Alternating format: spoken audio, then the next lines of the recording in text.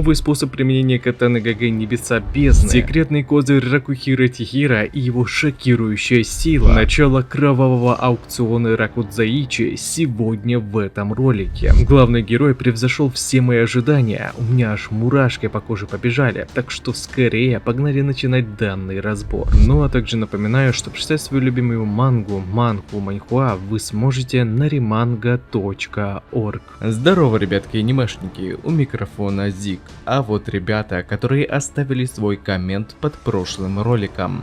Ну а мы начинаем.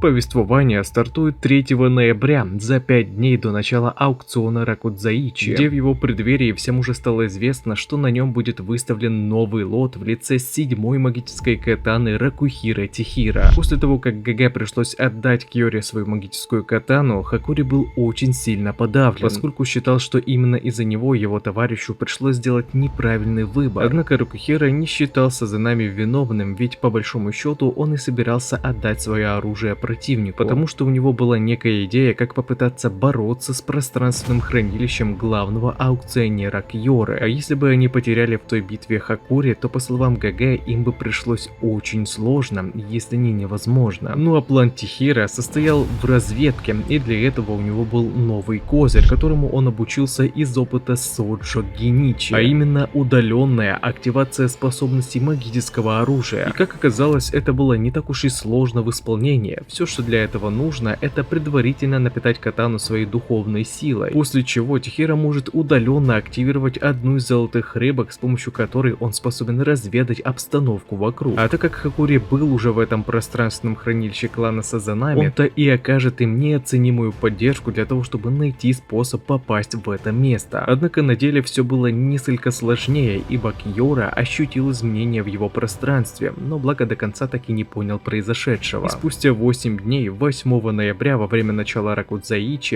ему так и не удалось выяснить то, чего задумал главный герой. Но вопреки этому, Кьора был готов ко всему и ожидал его хода. Того же дня в 11 часов стартовал аукцион Ракудзаичи. Множество шишек преступного мира прибыло сюда, чтобы выкупить себе интересующий товар. Сами же торги начнутся в 12 часов. По правилам клана Сазанами, посетить непосредственно зал с церемонией могут лишь 3 человека каждой группировки. 1 авторитет и 2 охранника мага. Внутри помещения за безопасных гостей отвечал клан Сазанами. Остальные же подчиненные шишек преступного мира объединяются и обеспечивают безопасность снаружи. Однако из-за того, что Кьора ожидал прихода Ракухира, всем охранникам на улице была выдана брошюра с информацией с его отличительными чертами и о награде за его голову. В общем счете, глава клана Сазанами готов был выложить 50 миллионов за труп этого пацана. И что у меня прям вызвало улыбку, так это то, что эту информацию с преступником обсуждал Сиба, то есть он уже втихаря внедрился в тыл врага и ожидал дальнейших действий. Сама же охрана из преступников считала, что пока ему жизнь была дорога, Тихира ни за что сюда не заявится, поскольку без своего магического оружия он ничего не сможет им сделать. Да и в целом, во время Ракудзаичи все улицы города пустеют, так как гражданские не хотят попасть под руку якудзы, поэтому в это время охране почти нечего делать. Но тут появляется некий мальчишка с псевдонимом Мистер Молния, которого сразу же схватила охрана, и выяснилось, что этот парнишка пытался спасти свою сестру, находящуюся сейчас на аукционе в качестве товара. Эти отморозки, естественно, начали издеваться над ним, говоря, что за 500 тысяч они готовы рассказать ему, кто ее купит. Вот только пацан не растерялся и вонзил мужику нож в руку. Эта ситуация сильно взбесила одного из якудзы, после чего он начал звать сюда охрану у входа, чтобы они исправили свою ошибку, ибо они и пропустили незваного гостя. Однако тех мужиков уже не было в живых, ибо сюда заявился главный герой. Надзор с крыши здания посчитал, что это прибыл как раз таки тот человек, за голову которого была объявлена награда. Но Сиба по приколу заявил, что это не он, ведь у Тихира не было одной руки. Вот только на самом деле Шаль, видимо, уже вернула руку ГГ, после чего он тут же влетает в толпу преступников, намеревавшихся прикончить мальца, и спасает его, отсекая чуваку одну из его конечностей. К этому моменту все уже догадались, что их новый незваный гость — это именно тот, за которого была выставлена награда. Града. По их мнению, без своей магической катаны сейчас Тихира не представлял большой угрозы. Говорят, что 50 лямов сами пришли к ним в руки. Но тут Сиба срывает навесную люстру и, вырубив свет, началось самое интересное. Ракухира Тихира достает катану, пронзающую облака, и активирует молнию. Видели бы вы сейчас шок у меня на лице, ибо это же катана Соджо, которую уничтожил ГГ в прошлом их бою. И Тихира удалось как-то восстановить ее, а то, что он смог использовать пронзающие облака, к сожалению, подтверждает смерть Геничи. Но черт возьми, этот неожиданный мув с магической катаной и активацией молнии просто невероятен. Грядет неистовая резня. 12:00, полдень, прибыл Ракухира Тихира. Как раз таки в момент начала аукциона Ракудзаичи. Следующая глава обещает быть жутко интересной. Ну а также не забывайте, что почитать свою любимую мангу и не только вы сможете на remanga.org.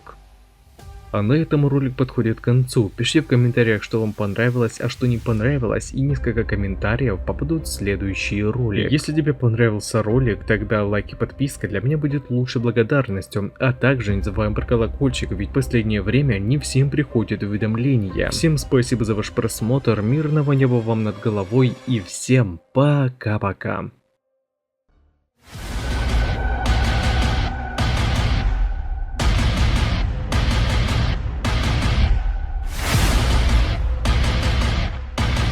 Tiraram suas 6 espadas mágicas, mas não conheciam a 7ª.